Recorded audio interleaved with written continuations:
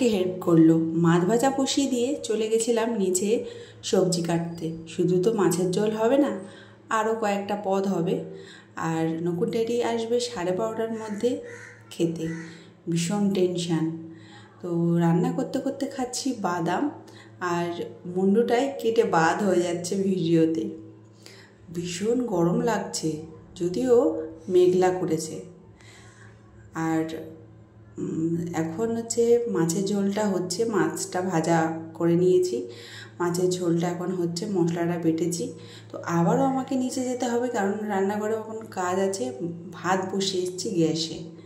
তো বাবাকে বলছি, বাবা তুমি তাহলে দেখো। আর এদিকে নকুর ড্যাডি হঠাৎ করে চলে এসছে, 12টা তখন বাজে। তখন এসে বলে, নীলু কই? আর আমরা দুজন তো মানে হতবাক হয়ে গেছি, এতটা ভয় পেয়ে গেছি যে কটা বেজে গেল, যে আমার মেয়েকে আমি স্কুল থেকে আনলাম না। তখন 12টা 9 বা 10 মতন বাজে। তো যাই হোক, কার্ড দিলাম নকুর ড্যাডিকে, ও চলে গেল আনতে। তো এখনও পর্যন্ত আসেনি। তোমাদেরকে খাবার দেখাচ্ছি। চচ্চড়ি করেছি, উচ্ছে ভাজা করেছি, কুমড়ো ফুলের বড়া করেছি। তো বন্ধুরা দেখো, 4টে মতন এখন বাবার জন্য ভেজে নিচ্ছি। আর একটুখানি বেসন বেঁচেছে, সেটাকে রেখে দিলাম ফ্রিজে।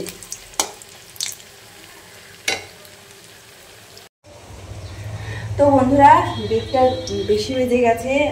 নিচে যাব, বাবাকে আর ছোটো মেয়েকে খেতে দেবো। নকুর ড্যাডি চলে যাওয়ার পরে একটুখানি বসেছিলাম, এডিট করলাম। তো ভিডিও আর কি শেয়ার করে, লং ভিডিও এখনই পোস্ট করব। আর এটা দেখো এসছে মিশো থেকে। এটা তোমরা দেখে চিনতেই পারছো, মানে ভীষণ পছন্দের একটা জিনিস। কিন্তু এটা অফারে পেয়েছি মাত্র 30 রুপিস। দারুণ না বলো? হঠাৎ করে ভোরবেলায় আমি উঠেছি ঘুম থেকে, হঠাৎ করে মেসেজ দেখলে একটা মেসেজ আসলো, ক্লিক করতেই এটা চলে আসলো। অনেক দিন থেকে ইচ্ছা ছিল এটা নেওয়ার, তো নিয়েই নিলাম। ভালো লাগছে তো?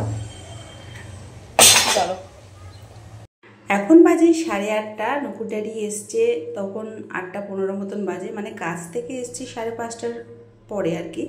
তখন চা বিস্কুট খেয়ে আবার চলে যায় গুরুদেব। চলে গিয়ে কোথায় থাকে, তারপর আবার আসে, এসে আবার চা খায়, বিস্কুট খায়। তো আমি একটু চাল ভাজা দিয়েছিলাম। চাল ভাজার মধ্যে অনেক কিছু মিক্স করা থাকে। আর হঠাৎই আমার দেওর আজকে এসে বলে, ফুচকা নাও। তো ফুচকা নিয়েই চলে এসছে, খাবো বলে আর জিজ্ঞাসা করেনি। তো যাই হোক, ফুচকা খেলাম আমরা। বরকে দিলাম চা, মুড়ি, বাবাকে দিলাম চিড়ে ভাজা, মালও কিছু করেছি।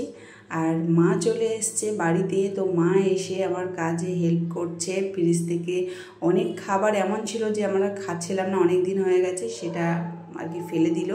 আলু ভাজা করছি, ডাল করেছি, আর একটু ভাতও বসাতে হবে, কারণ ভাত বেশি নেই। এ দেখো দুপুরবেলার ভাত, সেটা দেব।